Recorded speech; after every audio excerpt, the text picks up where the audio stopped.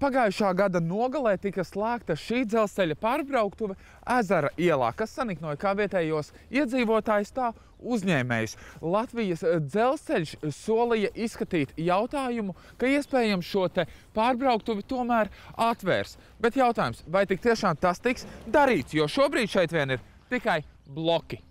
Gribam atvērtu Ezeru ielas dzelzceļu pārbrauktuvi. Jau iepriekš paredzējām, ka tas notiks. Avārija uz Viesturu prospektu un sastrēgums līdz Kalngalei.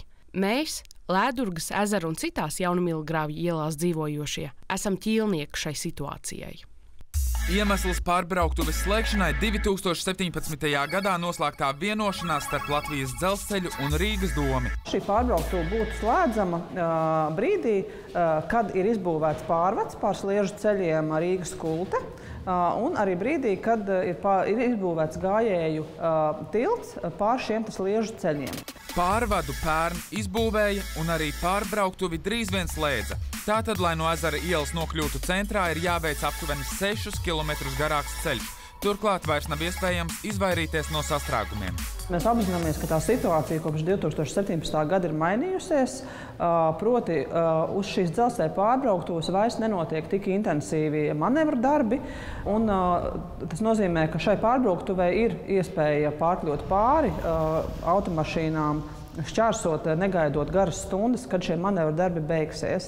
Un, protams, mēs arī rīkojām šo publisko apspriešanu, jeb sanāksmi ar vietējiem iedzīvotājiem un uzņēmējiem, kur viņi pauda savu šo nostāju par apgrūtinājumiem un neērtībām, kas viņiem būtu tad, ja šo pārbrauktuvi pavisam slēgtu. Kā Jaunmilgrāvja iedzīvotājiem, tā apkaimes uzņēmējiem mums ir labas ziņas. Šo pārbrauktuvi ir plānots atkal atvērt. Šobrīd šī pārbrauktuve ir slēgta, bet jāsaka, ka viņa ir slēgta uz laiku. Un paredzams, ka šis laiks, līdz kuram pārbrauktuve joprojām būs slēgta, ir šī gada 1. marts. Mēs esam noteikuši šādu termiņu, lai izstrādātu projektu un tātad rastu risinājumu šīs pārbrauktuves darbības atjaunošanai.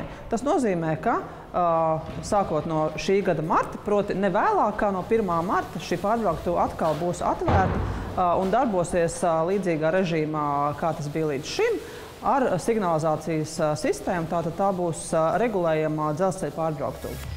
Maigi sakot, saudabīgi ir tas, ka tik steidzīgi pārbrauktuve bija jāslēdz, lai pēc dažiem mēnešiem to no jauna atkal atvērtu. Tomēr ir pamatota cerība, ka vietējiem iedzīvotājiem drīz vairs nebūs jāsamierinās ar mākslīgi radītajām neērtībām.